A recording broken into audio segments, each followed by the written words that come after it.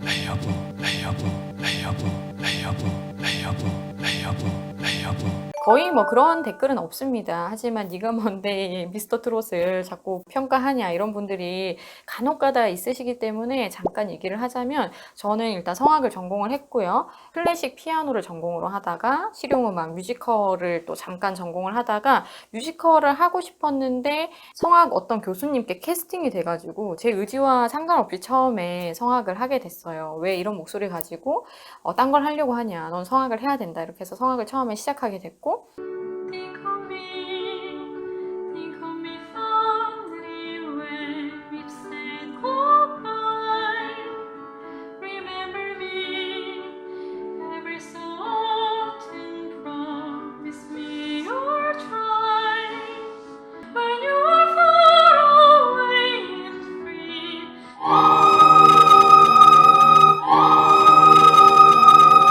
특이사항이 제가 독일에서 현지인들을 대상으로 한 뮤직슐레가 있어요. 음악 학교라고 직역이 되는데 음악 교육기관에서 발성 전문 강사로 활동을 했습니다. 거기서도 정말 좋은 대우를 받고서 가지 말라고 말리는데 뭐 여러 가지 사항에 의해서 지금 귀국을 해서 한국에 있는 상태고요. 독일에는 뮤직슐레가 그 각 시마다 그렇게 많지 않아요. 그리고 그게 시랑 연합되어 있는 경우도 많고 이래서 거의 학교로 이렇게 또 지원을 나가기도 하고 그렇기 때문에 TO가 그렇게 있는 자리가 아니에요. 근데 거기서 대타 강사도 아니고 전임으로 동양인으로서 현지인을 가르치는 일을 했다라는 거는 확률이 없는 일이라고 보시면 돼요. 성악이나 뭐 뮤지컬이나 장르 불문하고 타 장르까지도 다 발성 전문으로 지도를 했기 때문에 제가 거의 뭐 전무후무하다라고 봐도 될 겁니다. 왜냐하면 독일에 간 지 1년 반도 안 돼서 제가 전임 강사로 거기서 활동을 했으니까요. 대부분 같이 일하는 그 뮤직슐레의 강사들이 기본 뭐 석사 2개씩 갖고 있고요. 최소한 석사를 하는 그런 사람들이 거의 대부분이에요.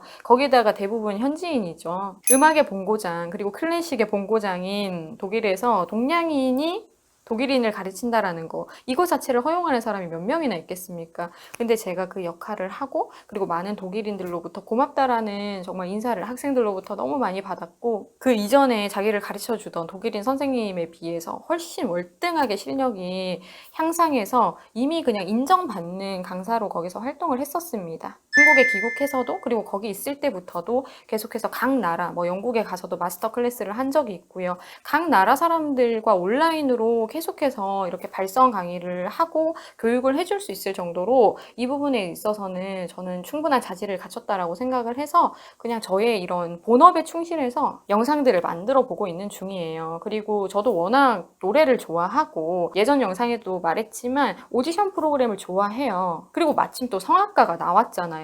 이 프로그램에. 그렇기 때문에 저는 더 흥미가 생겨서 볼 수밖에 없죠. 사실 김호중 씨가 팬텀싱어라는 오디션 프로그램에 나가도 되잖아요. 근데 미스터 트롯을 택했다라는 거는 정말 엄청난 도전이에요. 같은 성악을 전공한 사람으로서 충분히 감흥이 있죠. 근데 그 이상 이하도 아닙니다. 그냥 저는 노래를 잘하는 그리고 노래를 정말 멋있게 해석해내는 그런 모습이 좋아서 보고 있는 거기 때문에 참가자들의 상관없이 계속해서 이런 얘기들을 할 수 있는 거예요.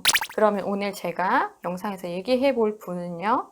임영웅 씨는 제가 첫 영상에서도 아마 얘기를 했을 거예요. 바램이라는 그 노래를 듣고서 여운이 엄청 많이 남았었거든요. 그래서 몇 날 며칠을 임영웅 씨를 생각을 했던 것 같아요. 사람이 품위가 있고 노래할 때 표현해내는 그 여러 가지 섬세함 때문에 참 그게 머릿속에 되게 예민한 부분까지 다 이렇게 건드렸던 것 같아요. 그래서 내가 알아서 그분을 계속 생각하게 만들었던 것 같습니다. 이게 참 노래의 힘이에요. 그분이 갖고 있는 힘이라고도 볼 수 있는 거죠. 노래를 할 때 되게 색깔이랑 비유를 많이 하거든요. 저도 어렸을 때 항상 노래를 하면은 에메랄드 색깔이라는 그 얘기를 많이 들었었어요. 그리고 제가 목소리에 대한 강의도 많이 하고 노래뿐만 아니라 음성적으로도 일을 많이 하고 있기 때문에 음성을 이렇게 들을 때도 컬러 진단처럼 이렇게 먼저 해보기도 하거든요. 물론 이게 사람마다 컬러에 대해서 갖고 있는 인식이 다르기 때문에 다른 평가가 나올 수 있는데 비슷하게 보편적으로 나오는 그런 결과를 보실 수가 있습니다. 그래서 제가 임영웅 씨의 목소리를 컬러로 한번 비유를 해보자면 저는 황금색이라고 생각을 합니다. 근데 엄청 반짝반짝 빛나는 황금색은 아니고요. 조금 톤 다운이 된 황금색이 잘 어울린다라고 생각을 하고 그분 목소리 들으면 약간 잘 익은 곡식들 있잖아요. 넓은 들판에 알알이 꽉 찬 그 곡식들이 황금 물결을 이루고 있는 그런 장면이 되게 이미지화돼서 많이 그려져요. 그 컬러랑 같이 그 이미지가 이렇게 매칭이 돼서 사람들이 각인을 한다라고 봐도 되는데 참 좋은 이미지를 음성을 통해서 사람들한테 주고 있다라고 봐도 되는 거죠.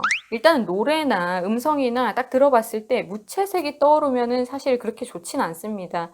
어느 60대 노부부의 이야기라는 노래로 임영웅 씨가 지금 굉장히 또 사랑을 받고 있는데 임영웅 씨의 강점들 아주 섬세하고 표현력 부분에서 또 다른 사람들과 좀 다르게 표현해내는 그런 독보적인 또 표현 능력들이 있어요. 예를 들어서 우리가 다이나믹하게 좀 세게 이렇게 불러야 되는 부분이나 그 음을 딱 강조해 줄 때 대부분 이럴 때는 고음일 경우가 많은데 그런 부분 제외하고서 아주 그냥 잔잔하게 진행되는 그런 부분에서도 딕션을 어디서 포인트를 잡아서 곱씹어 줄 때와 살짝 빠질 때와 이런 것들을 너무나도 잘 구분해서 표현하고 있죠. 여기까지 왔는데 그래서 이거를 두고서 그 작곡가 출신 그 심사위원이 그런 얘기를 했죠. 크레센도와 데크레센도를 통해서 표현을 잘 하고 있다. 크레센도와 데크레센도가 뭐냐면 점점 크게 이걸 크레센도라고 하고 점점 작게 이거를 데크레센도라고 해요. 음악 용어인데 이거를 서슴없이 자기가 원하는 대로 어디서 해야 되는지를 아주 단순한 문장에서도 표현하고 있다는 것. 세월은 그렇게 흘러 그러니까 고음으로 치달을 때는 대부분 크레센도를 거쳐서 고음을 내게 되죠. 왜냐면 고음은 대부분 크게 시작을 하니까 바로 크게 내면은 사람이 놀라요. 그래서 사람들을 놀래키지 않기 위해서 고음으로 대부분 들어가기 전에는 크레센도를 반드시 거쳐야 돼요. 이거를 빨리 하면 좀 더 기술자라고도 볼 수 있고요. 많이 느리게 할 수 있어도 기술자라고 볼 수 있어요. 아무튼 이런 스펙트럼은 연습을 통해서 가질 수 있는 건데 임영웅 씨 같은 경우는 이때까지 보여준 모습에서는 크레센도마저도 고음 올라가기 전에 그 테크닉들도 아주 은밀하게 크레센도를 하면서 크레센도의 템포와 그 강도의 변화를 스무스하게 보여주고 있습니다. 중요한 거는 아주 잔잔하게 불러야 되는 데서까지도 크레센도와 데크레센도를 아주 절묘하게 그리고 하나도 부담스럽지 않게 이걸 교차하다 보면은 좀 정신없게 들릴 수도 있거든요. 근데 이 교차성이 굉장히 자주 나옴에도 불구하고 그게 정신없게 느껴지지 않는다라는 거예요. 하나도.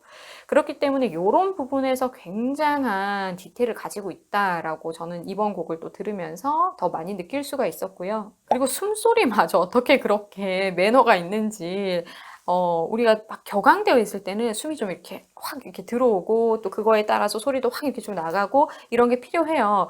근데 제가 봤을 때 임영웅 씨는 중간중간 좀 큰 숨을 마실 때도 있는데 그럴 때도 호흡 소리가 너무 깔끔합니다.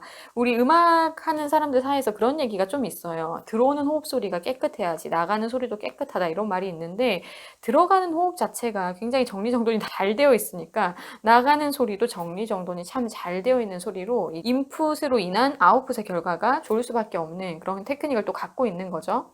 그리고 임영웅 씨의 또 고음을 보면은 고음에도 그냥 간단하게 설명하면 크게 두 가지가 있어요. 여러분들이 아시듯이 좀 이렇게 열린 고음 있죠. 센 텐션에 의해서 찌르는 느낌의 고음이 있는가 하면은 푸근하게 싸서 내는 고음이 있는데 사실 싱어는요 이거 두 개 다 연습을 해야 돼요. 근데 자기가 특정 분야만 잘하고 싶다, 난 이것만 좋다 하시면은 그냥 부드럽게 싸는 고음만 하시던지 찌르는 고음만 하시던지 해도 상관없는데 근데 내가 스펙트럼을 넓히고 싶다 하면은 사실은 고음에서는 적어도 이렇게 두 가지의 색깔은 뚜렷하게 낼 수 있어야 되거든요. 근데 임영웅 씨는 싸서 내는 고음을 계속해서 보여주고 있어요. 세월은 그렇게 흘러